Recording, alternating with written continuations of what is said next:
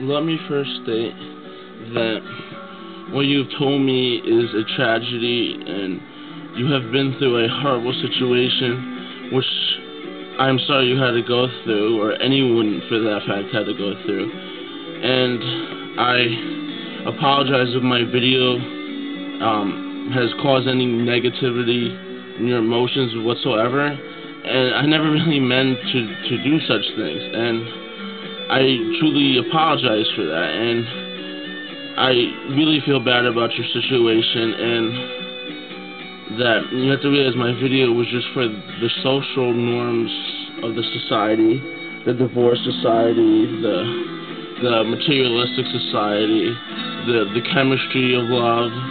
I mean, some of the things I found out, like such as love is a hormone, and sometimes it makes me really question too much, and sometimes I'm not gonna lie, I become too numb from certain various things, and I become more mind than feelings, and that's the kind of result quite often.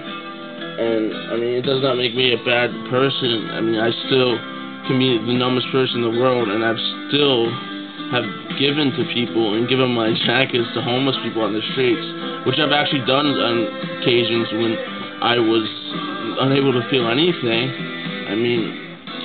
I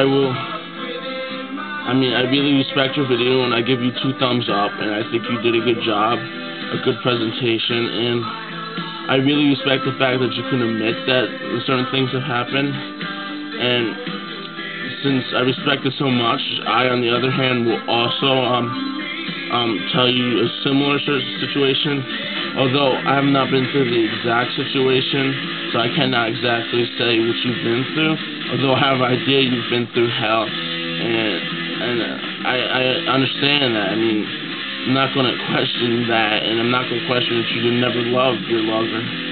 So here I go and say that I grew up in a small town, and it's limited friends.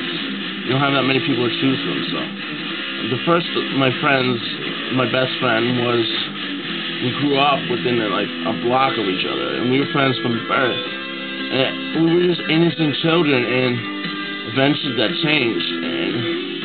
And my friend was 10, I was 10, and his brother was 18, and his brother was doing cocaine.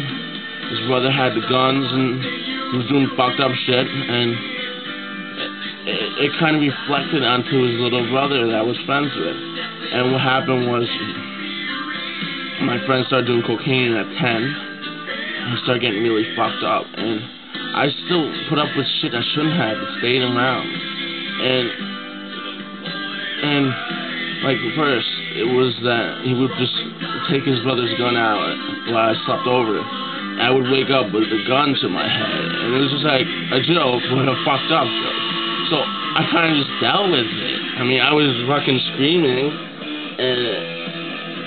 but I dealt with it. And later he tried to give me poison, like fertilizer with a poison label or something similar. And I also took it as a joke, even though it was really fucked up.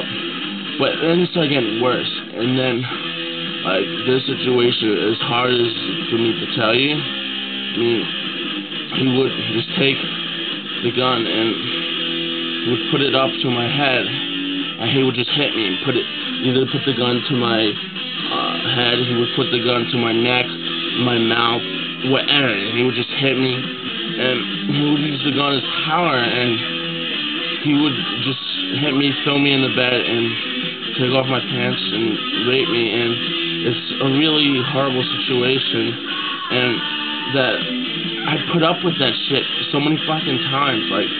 I didn't just let it happen once, because I want to have a best friend, because I cared about him. I was willing to put up with that fucking shit so many times, and in the end, he got really fucked up, and he took a bunch of aspirin and overdose, and he didn't die yet. So he took his brother's gun and he put it to his head, and he blasted it in front of me when I was there. And it's just really fucked up, and it's really fucked up my life. And I understand that what you have been through has fucked up your life, And when you said you couldn't sleep and you were agitated or whatever, I fully understand all the years of the nightmares and the sleepless nights. I mean, I think I have an idea what you've been talking about, and it's just tragedy, and like it affects your life. Like even if the memories don't still bother me, it's like a lifetime thing. Like it's like I'm always in this pattern where it's like I'm at war. It's like I'm always like aware. I'm always paranoid or whatever. I'm always can't sleep, and it's a lifelong pattern. Even if that situation's not in my head, it's like it's changed my whole demeanor.